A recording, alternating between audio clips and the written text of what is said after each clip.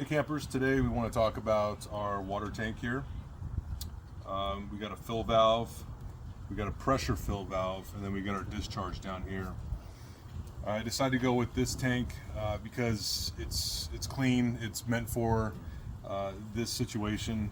I had an idea, I've seen a couple of videos out there where we have a roof rack, which I am working on, but we have a roof rack, and then you have like a system of PVC pipes. I've seen some of them right here where they kind of zigzag like an S shape, and then I've seen some up top too. I really like them because again, it's that solar radiant heat that you get that warms them up, and so you get this a little benefit from there. I went with this because it's a little more permanent. The PVC, I don't know if that breaks down. I don't know if that's even something you can drink out of. Kind of bothers me when you have plastics and water over time. So I like this one. It's aluminum. We got it off of Amazon, and that's the way things are sometimes. Sometimes we can get a deal. Sometimes you gotta bite the bullet. So we did, and we got this one. I think it retailed for somewhere around like $320 or so. I went with one of the cheaper ones I could find. Seems to be doing great.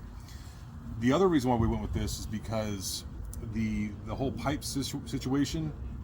Well, right now there's inflation and everything's kind of expensive, where that whole setup was still going to cost me around like $250. And the best I can do to figure out a system right here where it was mounted inside the rack was going to get about 11 gallons. So I have 11 gallons at about $250, or I have 8 gallons for about $320, and the quality is a lot higher than I imagine what I'm going to create. And then again, that healthy aspect, because you put the glue in with the PVC, and I don't know what that's going to mean for if we were to drink that or whatever. So here we got our fill valve right here, and we've already loosened it.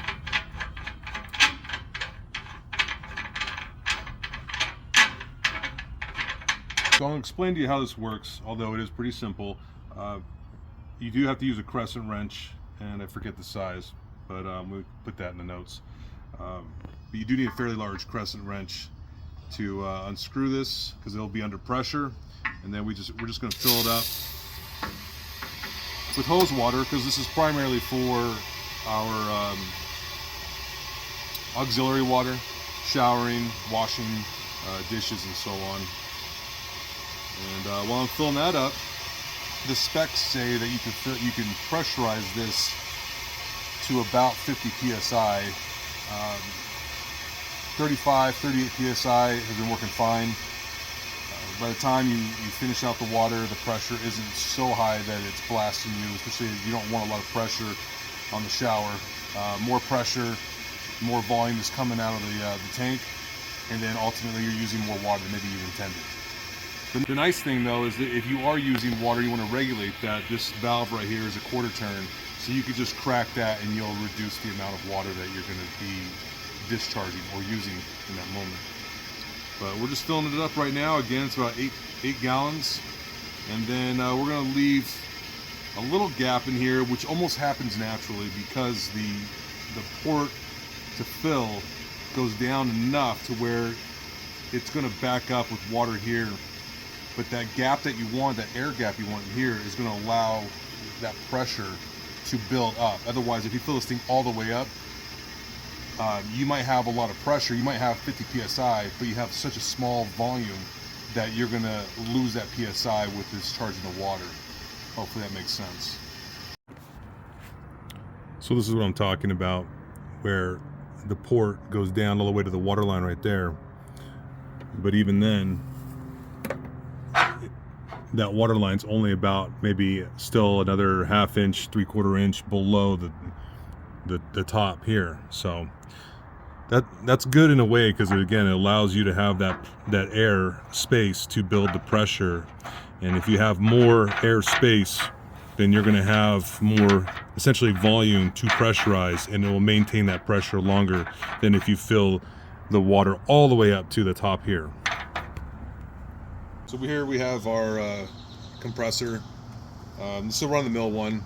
I think when you look for a compressor to pressurize your tank, you could probably look for one that has a long enough extension, or maybe battery powered. So this one plugs into the cigarette outlets. but the cord is barely long enough. So that's the way things go sometimes. It's okay though. I didn't buy an extra one, so that's nice. We just use what we have sometimes, and it works. So here we are, just like a bicycle pump, which I imagine you could use.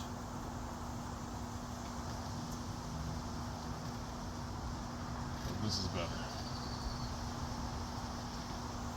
So when you're pressurizing the tank, of course, you got to make sure that all your valves are closed. So my quarter turn discharge is closed. My fill is closed. And what's nice about this one, even though it is pretty inexpensive, you can set the target PSI, and then once you're good to go, it'll shut off on its own. And here we go.